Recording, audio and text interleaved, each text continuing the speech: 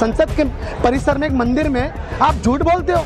आप संविधान की कसम झूठ खाते हो, आप गीता की कसम झूठ खाते हो। अंबानी का बच्चा की शादी हो रही है, अच्छी बात है, शादी हो रही है, गरीबों के जेब से पैसा निकाला जा रहा है, जियो को महंगा कर देते हो आप। देश को बर्बादी की तरफ ना लेकर के जाएं। हमेशा राजगद्दी नहीं रहनी, ये एक दिन चली जानी है। तो सरकार तानाशाह ना हो, सोचे युवाओं के लिए, देश के लिए सोचे और देश को खत्म करने का काम ना करे सरकार। ठीक है, 10 सालों में क्या विकास किया मुझे बताइए। मैं पूछना चाहता हूँ इन 10 सालों में क्या किया है इन्होंने। अरे आप एक परीक्षा एक ईमानदारी से नहीं करा पा रहे। 10 सालों में 70 से ज्यादा आप पेपर लीक करा देते हो। एक कैंसिल हुई, चलो भाई सरकार के कौन समझ में आई, 2 कैंसिल होगी, 4 कैंसिल होगी, 10 कैंसिल होगी, 20 कैंसिल, 50 कैंसिल होगी, मतलब इनका सौदा ही फैल है। तो मोदी जी को अगर इस बात की भनक नहीं लग रही है कि कोई लड़के, कोई गरीब बच्चे रोड पे उतर के नीट का विरोध कर रहे हैं, तो आने वाले चुनाव में उनको सत्ता छोड़नी पड़ेगी। युवाओं के भविष्य के साथ खेलते हो, अग्निवीर जैसी ऐसी योजना लेकर आते हो जो जिससे युवाओं का भविष्य खत्म हो जाए, शहीद का दर्जा ना मिले। हरियाणा में बहुत सारे पेपर निकलते, फार्म निकलते हैं, उनके पेपर तक होते नहीं। देश में 90% मेडल हरियाणा लेता है। हरियाणा को खेल से खत्म कर दिया। बेरोजगारी नंबर 1 पे हरियाणा में। हम पहले भारतीय हैं, हमारी लड़ाई रोजगार की है। रोजगार सरकार दे दे, हम सरकार तक खुश हैं। ये जो करोड़ों रुपए इकट्ठा करने का धंधा सरकार ने तो रखा है, वो खत्म कर दे। 4 जून को जो रिजल्ट नीट का आया, जिसके लिए हमने पहले एक सिंबॉलिक प्रदर्शन किया था 50-60 लड़कों के साथ, फिर हमने दूसरा सिंबॉलिक प्रदर्शन किया, फिर हमने उसके बाद एक संसद घेराव किया। आज हमने फिर से गांधी जी का जो प्रेम वाला रास्ता है वो भी अपना के देख लिया। देखते हैं कि सरकार कितना इस बात को समझती है कि नीट की जो एग्ज़ाम हुए हैं, जिसमें 67 बच्चों ने टॉप किया है, जिसमें से 50 बच्चे जनरल कास्ट से आते हैं, और वही एम्स में जब 46 सीटें ही जनरल कास्ट की होती हैं, तो 50 बच्चों में से जो बाकी बच्चे हैं उनको एम्स में कैसे एडमिशन मिलेगा, इन सवालों को लेके आज हम दोबारा से इंडिया फ्रंटल्स के साथ यहाँ पे बैठे। किसी चीज़ की कोई गारंटी इस दुनिया में नहीं है। मैं कितने दिन चलूँगा, आप कितने दिन चलेंगे, ऐसा कोई गारंटी नहीं है। सरकार पे दबाव धीरे धीरे बनेगा। जब आज 1000 लड़के अगर रोड पे हैं, तो कल पूरे देश में लाखों की संख्या में लोग सड़कों पे होंगे। जब स्टेट की गवर्नमेंट हिलेगी, तब जाके देश की गवर्नमेंट हिलेगी।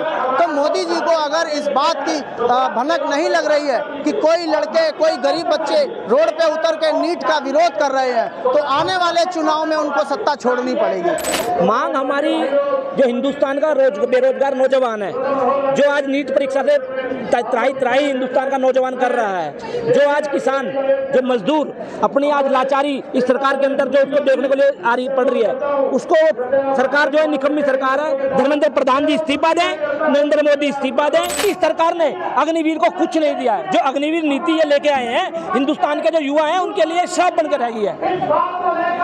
जो आज बात करते हैं वो बात करते हैं अपना कि भाई हिंदुस्तान के अंदर जो हिंदू मुस्लिम की राड़ है, जो सारी जड़ें जितनी गहरी हिंदू मुस्लिम की हुई है, वो नरेंद्र मोदी सरकार ने की है। राहुल गांधी जी आज जो एलओपी के नेता बनकर संसद के अंदर हिंदुस्तान के बेरोजगार नौजवान की आवाज़ उठा रहे हैं, जो पेपर लीक की आवाज़ उठा रहे हैं, आज वो हिंदुस्तान को एक नई दिशा देने की कोशिश कर रहे हैं। और नरेंद्र मोदी और उनकी सरकार के जो मंत्री हैं वो उन्हें भटकाने का काम कर रहे हैं। राहुल गांधी जी को जब इसलिए पड़ी कि जो हिंदुस्तान के अंदर एक जातिवाद की राजनीति बीजेपी कर रही है, राम के नाम पर जो उन्होंने जातिवादी की राजनीति की, राम के नाम पर जो उन्होंने वोट मांगने का काम किया, आज हिंदुस्तान में जो श्री राम है, हमारे भगवान श्री राम है, उन्होंने भी उन्हें दुत्कार दिया। जो अयोध्या में वो हार के आए हैं। राहुल गांधी जी को इसलिए यह मुद्दा उठाना पड़ा कि हिंदुस्तान के अंदर हिंदू मुस्लिम सिख ईसाई एक नारा होता था बहुत दिन पहले, जो 2014 से पहले लिया जाता था।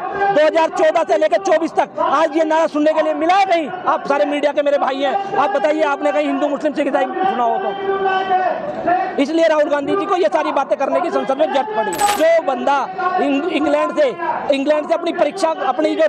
अपनी जो शिक्षा प्राप्त करके आया है, वो बालक बुद्धि है। और जिस इंसान ने यहाँ पे फर्जी डिग्रियां बना के प्रधानमंत्री बन गए चाय बेच के, वो बहुत अच्छी बुद्धि है। जनता ने तो चुनाव तीसरी बार लगातार, देखिए पता आपको भी है, जनता ने उन्हें दुत्कार दिया जनता ने उन्हें।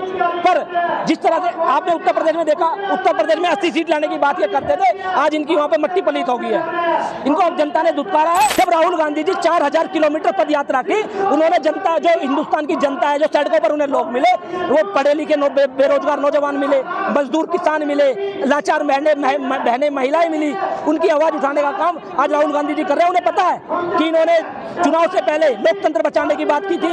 लोकतंत्र को बचाने के लिए हिंदुस्तान की जनता ने वोट दिया है, उत्तर प्रदेश में वोट दिया है, पूरे हिंदुस्तान ने वोट दिया है, जिससे कि आज वो हमारे राहुल गांधी जी एलओपी बनकर संसद में गरज रहे हैं, जो हिंदुस्तान के बेरोजगार नौजवानों की आवाज उठा रहे हैं। उन्हें पता है अगर ये आवाज ऐसी उठाते रहे तो एक दिन बीजेपी की सरकार मरियम बेड़ हो जाएगी और वो सरकार को सत्ता से जाना पड़ेगा। और फिर जब राहुल गांधी जी की कांग्रेस सरकार बनेगी, राहुल गांधी प्रधानमंत्री बनेंगे, तो इस हिंदुस्तान के अंदर एक नया उदय होगा, जो उदय हिंदू मुस्लिम सिख ईसाई सब भाई भाई का नारा और सबको साथ लेकर चलने का काम करेगा। आज देखिए उन्हें पूर्ण बहुमत भी नहीं है, पहले वो उनके पास पूर्ण बहुमत था। जब पूर्ण बहुमत उनके पास होता था, उन्होंने पार्टियों को तोड़ने का काम किया है, उन्होंने शिवसेना को तोड़ने का काम किया, उन्होंने एनसीपी को तोड़ने का काम किया, उन्होंने उत्तर प्रदेश बिहार के अंदर लोक जनशक्ति पार्टी को तोड़ने का काम किया।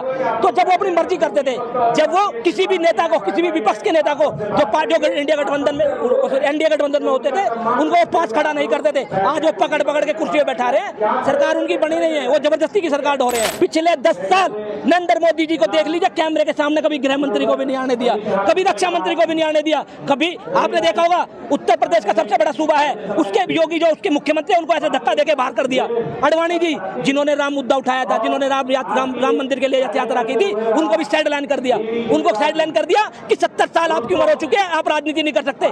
आज नरेंद्र मोदी की 70 साल की उम्र है, जो उन्होंने बनाए थे रूल आज उन्होंने तोड़कर उसको दागदार किया है। इसलिए वो राहुल गांधी से डरते हैं, इसलिए संसद के अंदर राहुल गांधी की बात दबाने। कच्ची लकड़ी की बैसाखी पर भाजपा की एनडीए की सरकार चल रही है। जब कच्ची लकड़ी टूट जाएगी, वो बैसाखी टूट जाएगी और सरकार गिर जाएगी। हाँ, जो कांग्रेस जो राजनीति करती है, वो सबको साथ लेकर चलने की राजनीति करती है। राहुल जी कहते हैं डरो मत, मोहब्बत के बाजार में मोहब्बत की दुकान खोलनी है, तो मोहब्बत की दुकान खोलने के लिए Congress party. Thanks for watching video.